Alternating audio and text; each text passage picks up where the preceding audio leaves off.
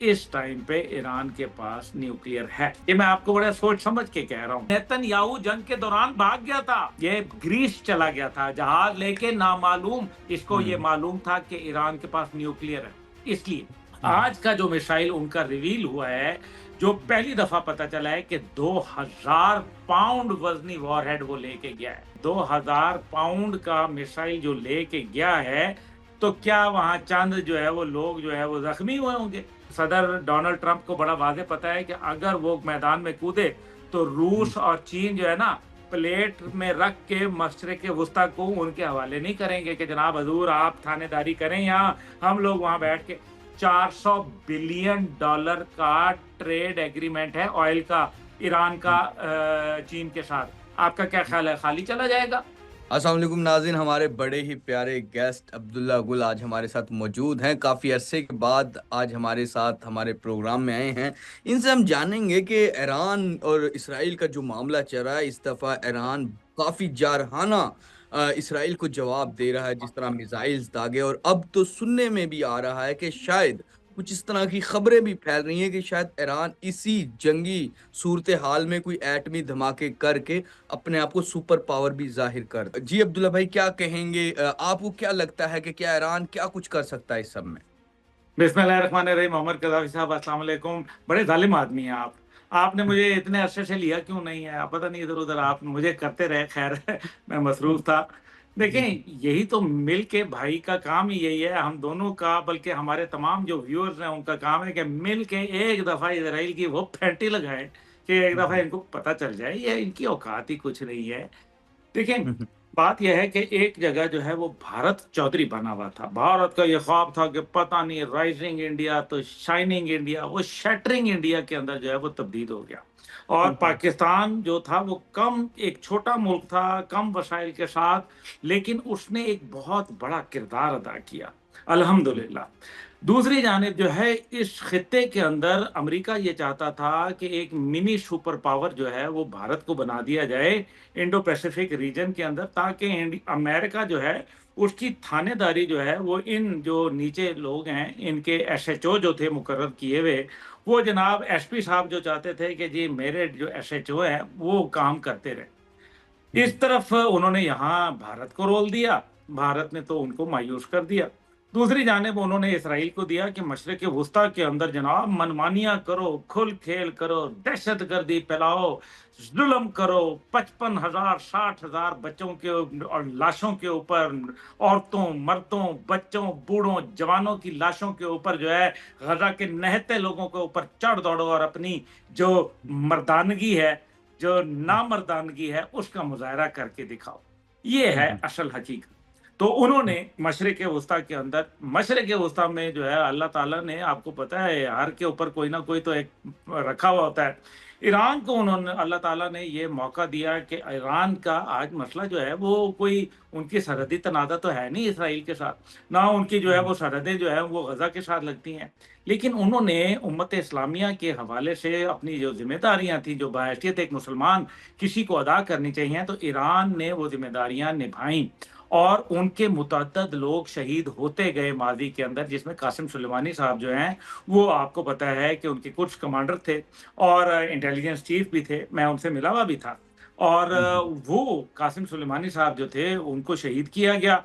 तो फिर क्या हुँ, हुआ? फिर इस्माइल कानी साहब आए, अभी हालिया जो हमले थे, उसमें उनके इंटेलिजेंस चीफ और जो कुछ कमांडर थे, इस्माइल कानी साहब, उनको भी जो है वो शहीद कर दिया गया। मैं इनसे भी मिला हुआ था और ये जितनी क़यादत जहाँ आपको नज़र आती है, मैं इन सब से अल्हम्दुलिल्लाह मिला हुआ हूँ, जो बेचारे अब शहीद हो चुके हैं, कुछ उनके अंदर हयात हैं। मकसद यहाँ कहने का ये है कि इज़राइल क्या कर रहा था? इज़राइल यहाँ अमेरिका की जो ईमा के ऊपर जो है, वो चौकीदारी का किरदार अदा कर रहा था, तो अच्छा। ईरान जो था उसने इनको चैलेंज कर डाला और फिर उनका ये ख़्याल था कि ईरान जो है वो एक कमज़ोर मुल्क होगा, उनके पास टेक्नोलॉजी नहीं होगी, उनके पास जो है वसाइल नहीं होंगे, वो बढ़ के मारते हैं, असल में हक़ाइक़ उसके बरअक्स होंगे। हुँ, हुँ, लेकिन नतीजा कुछ और निकला। ईरान ने 42-43 साल जो है वो सैंक्शंस में गुज़ारे हैं और हुँ, सैंक्शंस के बाद उन्होंने, आपको ये हैरानगी होगी हमारे व्यूअर्स को भी सुन के, कि हुँ, ईरान पूरी दुनिया में किसी एक का ₹1 का भी मकरूज़ मुल्क नहीं है। ईरान के हम्म, ऊपर कोई कर्जा नहीं है। और उन्होंने अपनी खुद इन्हिसारी के ऊपर यकीन करते हुए अपनी मिसाइल का जो सिस्टम था उसको बेहतरीन बनाया। उसकी वजह यह थी कि उनको पता था कि फौजें जो हैं वो 1900 किलोमीटर दूर शायद ना जा सकें, इसलिए उन्होंने कहा कि जनाब फौजें तो जा नहीं सकती, इसलिए मिसाइल को बेहतर किया जाए। एयरफोर्स की टेक्नोलॉजी का ये प्रॉब्लम था कि एयरफोर्स लोग उनको दुनिया में देते नहीं थे। उनके पास F4E फैंटम जहाज और F14 टॉम कैट्स जो हैं वो मौजूद हैं, जो कि दुनिया में ऑब्सलीट हो चुके हैं। और जाहिर है उसके एवियोनिक्स वगैरह भी जो है वो उसके अंदर उनको मजीद बेहतर करने में मदद नहीं मिल सकी। तो एयरफोर्स तो उनकी मैं समझता हूँ आज भी मफलूज है। लेकिन उन्होंने ज़मीनी दिफाई निज़ाम जो था वो भी बेहतर बनाया, और लेकिन सबसे बढ़कर उन्होंने अपना न्यूक्लियर का हसूल जो था उसके लिए दिन और रात उन्होंने जो है वो एक कर दिया। लेकिन आज जो आपका सवाल है वो बड़ा अहम सवाल है कि क्या ये न्यूक्लियर जो है उसके हवाले से कहाँ तक पहुंचे हैं, किधर तक पहुंचे हैं। मोहम्मद गजावी साहब, खुशी की खबर यह है कि इस टाइम पे ईरान के पास न्यूक्लियर है। हम्म, ये मैं आपको बड़ा सोच समझ के कह रहा हूँ, और ये जी, मैंने किसी और को नहीं कहा, ये मैंने सारी ब्रेकिंग न्यूज अपने भाई को दी है।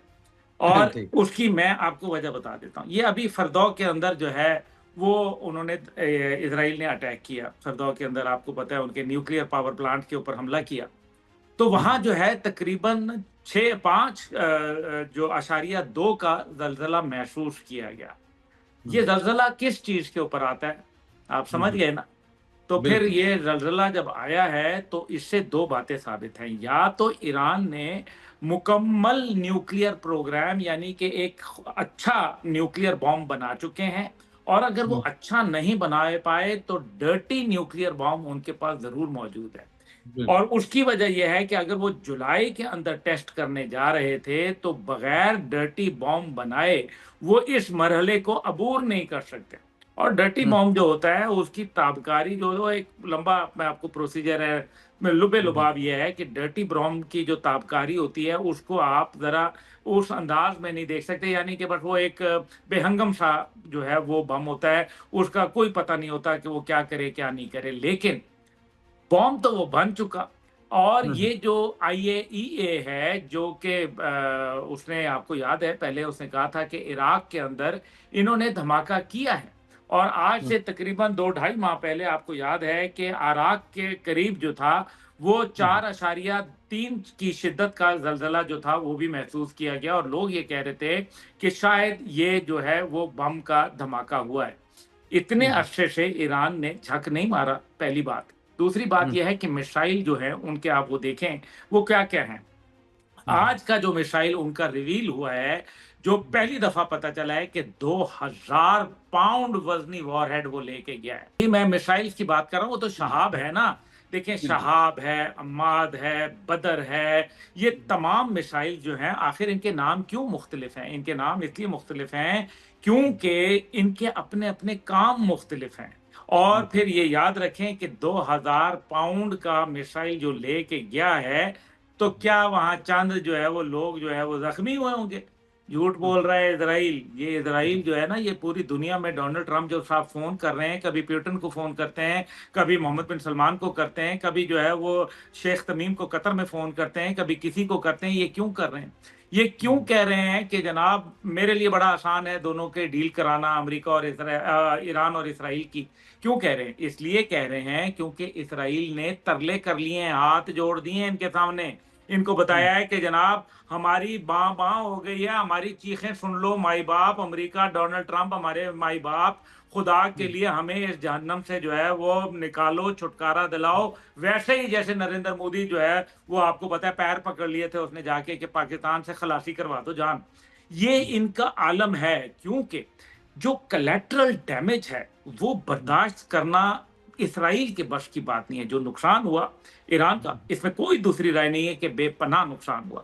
लेकिन इस नुकसान के साथ जो है जितना वो बर्दाश्त कर सकते हैं, क्या इसराइल इसका 10% भी बर्दाश्त कर सकता है? देखें कि वहां ईरान में जश्न है और वहां मौत का जो है सन्नाटा। दूसरी बिल्कुल। जानिब जो है बरतानिया जो है वो शरारत करने के लिए पहुंच गया। बरतानिया ने यूक्रेन और जब रूस के दरमियान माबैन ताल्लुकात बेहतर हो रहे थे, तो ज़ेलेंस्की साहब जो हैं, उन्होंने पुतिन साहब के हेलीकॉप्टर पे हमला क्यों किया था? किसके कहने पे किया था? तो कौन था जो इतनी टेक्नोलॉजी उनको फराहम कर रहा था? समझे ना इस बात को। बरतानिया को अभी नजर आ गया कि जब ज़ेलेंस्की साहब के मामले के ऊपर उन्होंने देखा कि अमेरिका तो हमें बेयारो मददगार यूरोप को छोड़ के चला गया, ना डिफेंस शेल्टर प्रोवाइड कर सका, ना सिक्योरिटी शेल्टर प्रोवाइड कर सका, ना इकोनॉमिक शेल्टर प्रोवाइड कर सका, तो कहीं ऐसा ना हो कि अमेरिका बिल्कुल ही आंखें फेर ले। इसलिए बरतानिया जल्दी जल्दी अपने जहाज भिजवा के इस कॉन्फ्लिक्ट को वसी करना चाहता है।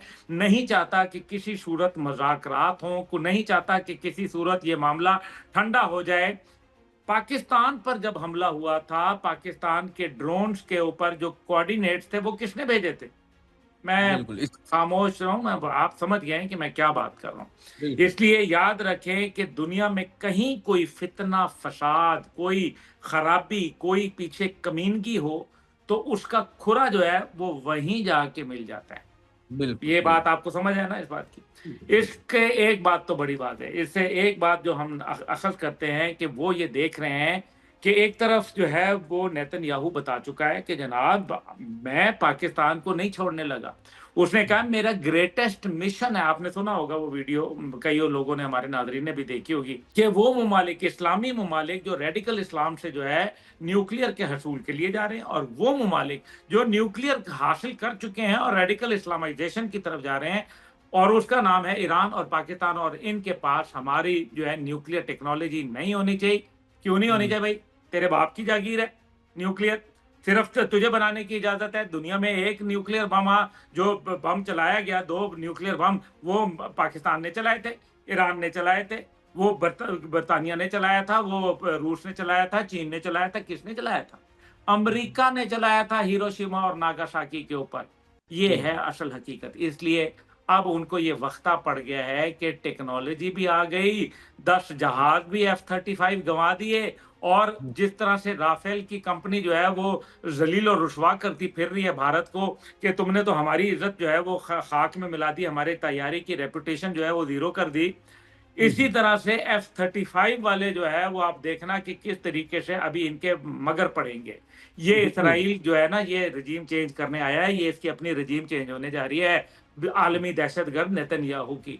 ये नेतन्याहू जो है ये बड़ा एक खबीस आदमी है, ये लाशों का कारोबार करता है, ये इंसानियत के ऊपर एक दरिंदा है, ये दरिंदे के नाम पे भी एक धब्बा है। ये तातारियों की जो याद है उनको खोपड़ियों का मीनार तामीर कर रहा है। ये बेगैरत, बेहया, बेशर्म जो है, ये सिर्फ मासूम लोगों के ऊपर इसकी जो बहादुरी चलती है, नामर्दी, इसके मर्दगी जो चलती है, इस बेगैरत से कोई ये पूछे कि तेरे मुल्क के ऊपर हमला हुआ था, तू बेहया किस तरीके से चूहे की तरह जाके घुस गया वहां बिल में, जाके ग्रीस के अंदर छुप गया, अपने मुल्क को जो है वो ईरान के रहमो करम पे छोड़ के। ये अच्छा इसके ये खिलाफ आप देखना मुजाहरे शुरू होंगे, आप जंग देखना के इसके दौरान खिलाफ मुजाहरे शुरू जंग होंगे। के दौरान नेतन्याहू ग्रीस चला गया था इसराइल छोड़ के। जनाब नेतन्याहू जंग के दौरान भाग गया था। अच्छा हाँ जी, ये भाग गया था, ये ग्रीस चला गया था जहाज लेके, नामालूम। आपने शुरू में खबरें पढ़ी होंगी ना कि नामालूम मुकाम पे चला गया वो जहाज का, कोई पता नहीं है कि कहाँ क्यों गया था भाई। इसको ये हम्म मालूम था कि ईरान के पास न्यूक्लियर है, इसलिए हम्म इसको ये बिल्कुल पता था कि उनके पास न्यूक्लियर है, इसको ये शक था। देखिए ना, शक की बुने, मैं भी अभी ये बात जो कर रहा हूं, शक हम्म तो है ना, हम्म लेकिन जो चीजें सामने आई हैं अभी तक, इसकी तफसील तो मैं लंबी 2 घंटे भी बात कर सकता हूं, लेकिन इसकी जो तफसीलात आई हैं, ईरान के पास वो चीज कहीं ना कहीं किसी न किसी फॉर्म पे मौजूद है। अब देखें, ईरान के साथ कौन लोग खड़े हैं? नॉर्थ कोरिया, न्यूक्लियर मुल्क, जिसने कहा कि जहन्नम के दरवाजे खुल जाएंगे तुम्हारे लिए। ये नॉर्थ कोरिया का बयान है इसराइल के लिए। हम्म रूस, उसके बाद चीन। आप ये देखें कि अमेरिका क्यों नहीं कूद रहा जंग में? क्या वजह है, जरा समझें इस बात को। अमेरिका बिल्कुल इसलिए नहीं कूद रहा जंग में क्योंकि उसको ये मालूम पड़ गया है कि अगर अमेरिका कूदा, अभी बरतानिया उनको कोशिश करवा रहा है, किसी सूरत जो है वो काम कर रहा है, और ये जो अमेरिकी एम्बेसी के ऊपर जो एक हमला आया है, उसके ऊपर भी डैमेज हुआ है, कोई पता नहीं कि इजराइल ने खुद कराया हो, ये भी मैं आपको बता रहा हूँ। इसलिए ताकि वो कॉन्फ्लिक्ट को वसी करना चाहते हैं। वो बरतानिया आएगा, कोई शरारत करेगा, जब शरारत करेगा तो जाहिर है बरतानवी अड्डे जो वहां मौजूद हैं उनके ऊपर हमला होगा। जहां यूएसएस कार्ल विल्सन जो है, उसको उन्होंने कहा है कि जनाब वो भी मशरिक वस्ता के अंदर जो है वो आए। इसी तरीके से जो ब्रेकिंग न्यूज ये है कि चीन के 2 एयरक्राफ्ट कैरियर वो भी इस तरफ जो है वो पहुंचने की कोशिश कर रहे हैं गल्फ ऑफ ओमान के अंदर। तो फिर क्या, पर्शियन गल्फ के अंदर, तो फिर क्या होने वाला है? इसका मतलब है कि सदर डोनाल्ड ट्रंप को बड़ा वाज़ेह पता है कि अगर वो मैदान में कूदे तो रूस और चीन जो है ना, प्लेट में रख के मशरिक वस्ता को उनके हवाले नहीं करेंगे कि जनाब हजूर आप थानेदारी करें, यहाँ हम लोग वहां बैठ के।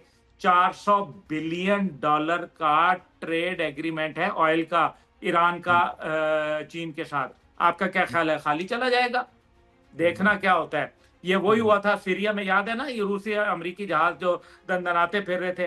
फिर जब रूस ने अपना बहरी बेड़ा भेजा और साथ जो है वो चीन ने कुछ नहीं किया, चुप करके अपना बहरी बेड़ा जो था वो साथ लगा दिया, तो अगले दिन जो है वो भाग के चले गए ये लोग। अमेरिकन जो जितने बहादुर थे वो नजर आ गए। उनकी बहादुरी अफगानिस्तान में भी हमने देखी है, वियतनाम में भी देखी है, हेटी में भी देखी है, सोमालिया में भी देखी हुई है। बिल्कुल। अच्छा सर, अभी जब ईरान ने अटैक किया, जब इसराइल ने किया, तो ईरान ने जो जवाबी अटैक किया, आपने देखेगा ईरान ने इतने मिसाइल दागे कि तिल अवीव के ऊपर रोशनियां छा गई थी, लाइटिंग हो गई थी। वो कैसा मंजर था, वो आपने भी देखा होगा। वो किस तरह का जवाब था, और इस दफा तो बड़े हैवी मिसाइल लॉन्च किए थे ईरान ने। देखिए उनके पास जो है वो 5 किस्म का दिफाई मैकेनिज्म मौजूद है। ये तो सिर्फ उनके पास, और उनके मुल्क तक पहुंचते पहुंचते 4 डिफरेंट अड्डों से, 4 डिफरेंट ताकतों से गुजर के आना पड़ता है, यानी कि वो भी इंटरसेप्ट कर लेती हैं। अब वो क्या है, सबसे पहले आयरन डोम आपने सुना। आयरन डोम के अंदर जो कुछ उसके मामलात थे, वो भी ईरान ने कहीं ना कहीं हासिल कर लिए हैं। आपको याद है जब गजा के अंदर जब उन्होंने 7 अक्टूबर 2023 को हमला किया था हमास ने, तो उसके बाद फिर क्या हुआ था? उसके बाद ये हुआ था कि उनका इंटेलिजेंस चीफ मोसाद का पकड़ा गया था। उससे ये इंफॉर्मेशन बहुत सारी मेरे ख्याल में, और मोसाद के दीगर लोग जो थे, फौजी भी थे उसमें, उनसे कुछ एक तो ये इंफॉर्मेशन आई होगी। दूसरी बात यह है कि अभी हालिया जो एक बहुत ज्यादा दूसरे किस्म में मैं कहूं कि जो उन्होंने एक डेटा पकड़ा है ईरान ने, जिसका जिक्र भी किया था, और वो विकीलीक्स टाइप का है। आहिस्ता आहिस्ता कि वो क्या क्या है, क्या उनके पास है, क्या चीजें हैं, क्या काम करते हैं, तो विकीलीक्स का जो है ये भी उनके पास आया। अब आयरन डोम के जो है वो शॉर्ट रेंज होता है। आयरन डोम के अंदर कोई भी चीज आती है, बड़ी बड़ी गन्स होती हैं, उनके अंदर बेबहा गोलियां होती हैं, और फायर रेट जो होता है वो इंतहाई तेज होता है। नतीजा ये होता है कि जो भी चीज आती है वो गिरा देते हैं। दूसरी लेयर है वो है डेविड स्लिंग सिस्टम की। तीसरी है थॉड मिसाइल की। चौथी है उनके पास एरो 1 की, और फिर एरो 2 की, पांचवी आ जाती है। अब ये तमाम को ब्रीच करके, तमाम हसार तोड़ते हुए वो जमीन के ऊपर गिर रहे हैं। ये जो शादी का तोहफा था, ये जो बेंजामिन नेतन्याहू दहशतगर्द जो है, जिसको आलमी दहशतगर्द जो अदालत है उसने दहशतगर्द करार दिया है, इसको गिरफ्तार करने का उन्होंने वारंट भी जारी किया हुआ है। तो ये जनाब इस दहशतगर्द नेतन्याहू के बेटे का जो है वो शादी थी, 3 दफा जो है वो मुअत्तल हो गई, 3 दफा जो है उसको ताखीर कर दी गई, और अब 30 जून तक उन्होंने मुल्क में इमरजेंसी नाफिज कर दी। 16 तारीख को दोबारा रखी थी और 16 तारीख को भी जो है वो नहीं हुआ। तो ये शादी का तोहफा है ईरान की जानिब से, वो भेजते हैं कि जनाब हजूर कबूल करें, जरा थोड़ा सा देखें तो सही। इनके सैकड़ों लोग मर गए हैं मेरे भाई, सैकड़ों लोग ईरान की जो ईरान ने मार डाले हैं, जहन्नम वासिल किए हैं इन यहूदियों को, कमबख्तों को। ये जालिम लोग हैं, ये जुल्म करते हैं। इन्होंने गजा के वो बच्चे जिनके साथ आपका पहले भी मेरा बात हुई, कि वो बच्चे जिन्होंने एफआईआर कटवाई थी अल्लाह मियाँ के पास जाके, वो एफआईआर का नतीजा अभी आना शुरू हो गया है। अभी तो इब्तदा है, अभी तो इनकी भाई चीखें बुलंद होंगी। बिल्कुल, आप टोटल क्या देखते हैं, कब तक ये जंग खत्म हो जाएगी? फ्यूचर क्या देखते हैं ओवरऑल? क्या आपकी क्या एनालिसिस हैं, क्या समझते हैं आप? देखें, जंग शुरू करना आसान होता है, खत्म करने का कोई वक्त तयन नहीं होता। हाँ, ये बात ज़रूर है कि जंग ख़त्म करवाने के लिए बहुत सारे ममालिक अपना किरदार अदा कर रहे हैं और इस दौरान में अगर ईरान एक प्रॉपर न्यूक्लियर जो है वो ब्लास्ट करके एक न्यूक्लियर रियासत के तौर पर उभरता है तो फिर तो मामला और हो जाता है। लेकिन ईरान ने एनपीटी भी साइन की हुई है, न्यूक्लियर नॉन प्रोलिफरेशन ट्रीटी जो इसको कहते हैं, वो भी उन्होंने साइन किया, पाकिस्तान ने साइन नहीं किया हुआ। इसी तरीके से जो ईरान का मसला है वो ये है कि ईरान में कैजुअल्टी भी बहुत हो रही है, ये बात है। लेकिन मोहम्मद गज़ावी भाई, बात यह है कि ईरान वही मुल्क है जो तकरीबन 10 साल इराक के साथ जंग लड़ता रहा और लाखों लोग शहीद करवा दिए, लेकिन हार नहीं मानी। तो फिर ये जंग अगर तवील होती है तो इजराइल का तो कुछ नहीं बचना ना, तेरा क्या बनेगा कालिए। बिल्कुल तो बिल्कुल। ये जंग लड़ने में तैयार हैं। आप देखें, मतलब इतनी बड़ी लीडरशिप अगर इजराइल की चली जाती तो फिर आप मुझे बताएं कि इजराइल कहाँ खड़ा होता, उसकी तो कमर टूट जानी थी। और यही बिल्कुल। नजर आ गया अमेरिका को कि ये जो इनका बच्चा है, बगल बच्चा है, एक आंख हिंदुस्तान तो एक आंख इसराइल, अगर ये आंख जो है वो फुटने पे आ गई, जो कि ईरान फोड़ने के लिए तैयार बैठा हुआ है, तो फिर ऐसी सूरत के अंदर जो है अमेरिका का सुपर पावर का स्टेटस रखना भी नामुमकिन हो जाएगा, ये मैं आपको बता रहा हूँ। दूसरी बिल्कुल जानिब जो है आप देखें, मशरक़ वस्ता के अंदर तमाम इस्लामी ममालिक जो हैं वो ईरान के साथ खड़े हैं, बासिवाए उर्दन जो है वो बड़ा जुल्म कर रहा है, मेरे ख्याल में उनको ये नहीं करना चाहिए। लेकिन उस सब के अलावा बाकी तो दिल में नफरत करते हैं ना, इसराइल से कोई मोहब्बत तो करता नहीं है। ये जंग जो है तवील होने में सारा का सारा नुकसान इसराइल का और सारा बिल्कुल का सारा फायदा ईरान का होगा, याद बिल्कुल रखिएगा। बिल्कुल और अब्दुल्ला। टेक्नोलॉजी भी उनके पास आ जाएगी, पैसा भी उनके पास मौजूद भी है और आ भी जाएगा, और रूस और चीन और दीगर ममालिक समेत पाकिस्तान के सपोर्ट आ जाएगी। ब- बिल्कुल अब्दुल्ला भाई, लास्ट में आपसे पूछना चाहूंगा कि पाकिस्तान इस सब में कहाँ खड़ा है? ईरान को कितना सपोर्ट कर सकता है? अमेरिका पाकिस्तान पे दबाव डाल सकता है क्या? ओवरऑल आप इसका भी थोड़ा सा बताएं। अब थोड़ी राज़ो न्याज़ की बातें रहने देना यार, क्यों आप मेरे जो है वो मुंह खुलवाते हैं। कुछ तो अगले व्लॉग के लिए रख थोड़ा लेते थोड़ा हैं। सा बता देना, लेकिन बरकरार नाज़रीन है हम। पाकिस्तान कहाँ खड़ा है? हम्म, पाकिस्तान वहां खड़ा है कि ईरान के जो नुमाइंदे हैं सलामती कौंसिल के अंदर, वो कहते हैं हम पाकिस्तान के शुक्रगुजार हैं, इस्लाम का किला पाकिस्तान के शुक्रगुजार हैं और फिर रूस के शुक्रगुजार हैं। मेरे ख्याल में आज के लिए इतना ही कर दें, हाँ अक्लमंद के लिए ठीक इशारा काफी है। है। ओके हो गया, ओके हो गया। बहुत शुक्रिया अब्दुल्ला भाई, आपने टाइम दिया हमारे नाज़रीन को। उम्मीद है ये शो पसंद आया होगा। फिलहाल के लिए नया दौर से मोहम्मद कजाफी को और अब्दुल्ला गुल की इजाजत दीजिए। खुदा हाफिज।